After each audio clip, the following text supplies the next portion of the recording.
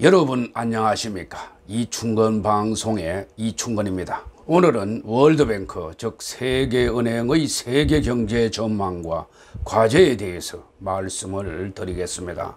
세계은행은 6월 8일 세계경제 전망을 통해서 올해 세계경제 성장률을 지난 1월에 2.5%에서 7.7%포인트 낮춘 마이너스 5.2%로 전망했습니다.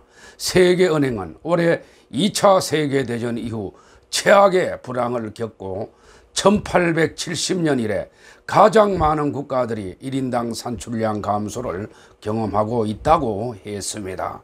지난 2009년 글로벌 금융위기보다 3배가량 가파른 경기 침체가 닥칠 것으로 예측했습니다. 월드뱅크는 타이틀 제목으로 COVID-19 to plunge global economy into worst recession since World War II라고 했습니다. 이는 코비드19가 제2차 세계대전 이후 세계 경제를 최악의 침체로 몰아넣었다고 했습니다. 2020년 국내 수요와 공급, 무역 및 금융이 심각하게 중단되면서 선진국의 경제활동은 약 7.0% 감소할 것으로 전망했습니다. 신흥시장과 개발도상국 경제는 올해 2.5% 감소할 것으로 예상되어서 60년 만에 처음으로 그룹 전체적으로 크게 위축됐다고 합니다. 1인당 소득은 3.6% 감소할 것으로 예상되며 이는 올해 수백만 명의 사람들을 극심한 빈곤에 빠질 것이라고 했습니다. 세계은행은 6월 8일 세계경제 전망에서 코로나19 팬데믹의 영향으로 각국의 봉쇄 조치로 인한 수요 둔화와 국제 교역량 감소, 금융시장 변동성 확대 등이 복합적으로 작용하여 경기 침체를 불러왔다고 분석했습니다. 특히 그동안의 위기는 금융위기, 통화재정정책의 실패, 전쟁, 유가 변동 등 복합적 요인에 기인한 반면에 이번 사태는 코비드19 팬데믹이라는 단일 요인으로 촉발된 최초의 위기라고 진단했습니다.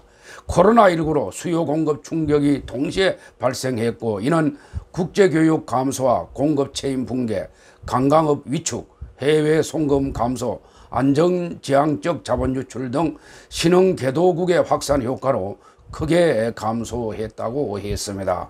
글로벌 수요 충격은 상품과 서비스 수요를 크게 감소시켰고 수요 감소에 따른 생산량 감소와 불확실성 증대, 자금 조달 비용 상승 등으로 투자도 감소했습니다.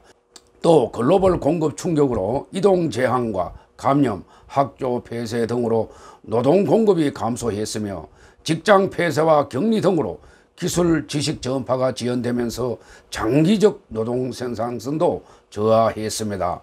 제조업과 농업보다는 서비스 산업에서의 충격이 더 컸고 노동 집약적 산업 비중이 높은 저소득국일수록 더 취약했다고 했습니다.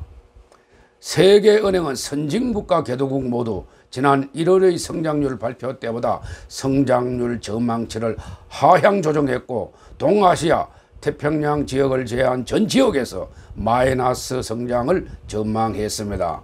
올해 선진국은 마이너스 7.0%, 신흥시장과 개도국은 마이너스 2.5%로 역성장할 것으로 전망했습니다. 미국은 서비스 산업 타격과 산업 생산 감소 등으로 마이너스 6.1%로 전망을 했고 내년에는 플러스 4.0%의 성장률을 보일 것으로 전망했습니다. 유로존은 관광업 충격과 글로벌 밸류체인 붕괴로 마이너스 9.1%로 전망했고 내년에는 플러스 4.5%를 보일 것으로 전망했습니다. 동아시아 태평양 지역은 관광업 위축과 저유가 등으로 67년 이래 최저인 0.5%의 성장을 예측했습니다. 이때 중국을 제외하면 마이너스 1.2%로 전망했고 98년 아시아 외환위기 이후 최초의 역성장을 보일 것으로 전망했습니다. 중국은 금년 플러스 1.0%의 성장을 예측했고 내년에는 6.9%의 성장률을 보일 것으로 전망했습니다. 일본은 금년 마이너스 6.1%의 역성장률을 전망했고 내년에는 플러스 2.5%의 성장률을 보일 것으로 전망했습니다.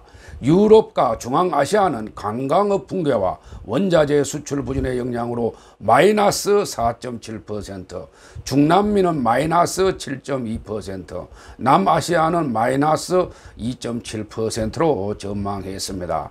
중동과 북아프리카는 유가 폭락과 지정학적 불안 요인의 잔존, 통화가치 하락 등으로 마이너스 4.2%, 사하라 이남 지역은 마이너스 2.8%로 전망을 했습니다. 세계은행은 경제 충격을 최소화하기 위해서는 각국 정부의 적극적인 역할이 필요하다고 강조했습니다.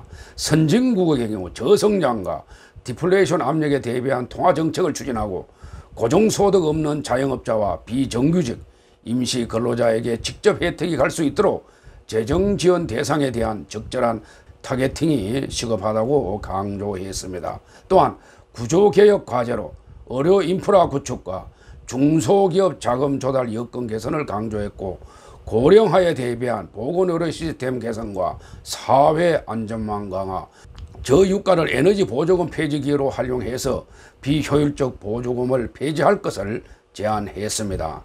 월드뱅크 즉 세계은행은 특히 취약한 신흥시장과 개발도상국은 공중보건 시스템을 강화하고 비공식 및 제한된 안정망으로 인한 문제를 해결하며 위기가 지나면 강력하고 지속가능한 성장을 위한 개혁을 시행하는 것이 매우 중요하다고 지적했습니다. 가용한 재정 여건과 감당할 수 있는 금융 조건을 갖춘 신흥시장 및 개발도상국은 팬데믹 대유행의 영향이 지속된다면 추가적인 경기 부양책을 고려할 수도 있다고 했습니다. 여기에는 재정구조 강화와 국내 수익 운용 및 지출 효율성 증대, 재정 및 부채 투명성 제고 등 중기 재정의 지속 가능성을 확실하게 복원할 수 있는 수단이 수반되어야 한다고 했습니다.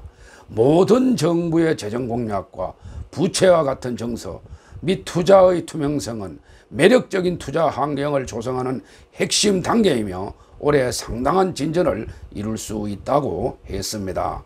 일단 위기가 완화된다면 석유 가격의 큰 폭락으로 고통받고 있는 에너지 수출 신흥시장과 개발도상국의 중기재정 프레임워크를 포함한 지속 가능한 정책에 대한 신뢰할 수 있는 약속을 재확인하고 장기적인 성장 전망을 뒷받침하기 위해 필요한 개혁을 실시할 필요가 있을 것이라고 강조했습니다.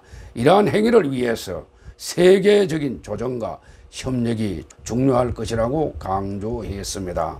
세계은행은 내년 세계 경제는 4.2%의 성장률을 보일 것으로 전망했습니다. 앞서 국제통화기금 즉 IMF는 지난 4월 수준 경제 전망 발표에서 금년 세계 경제 성장률을 마이너스 3.0%로 전망했고 내년은 플러스 5.8%로 전망했습니다.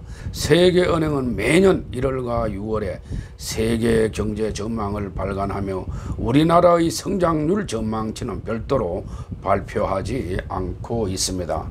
오늘은 여기까지입니다. 제 영상이 도움이 되셨으면 동영상 아래 붉은색으로 표시된 구독과 검은색의 좋아요를 눌러주시기 바랍니다. 더 좋은 방송으로 보답하겠습니다. 제 영상을 시청해 주셔서 대단히 감사합니다.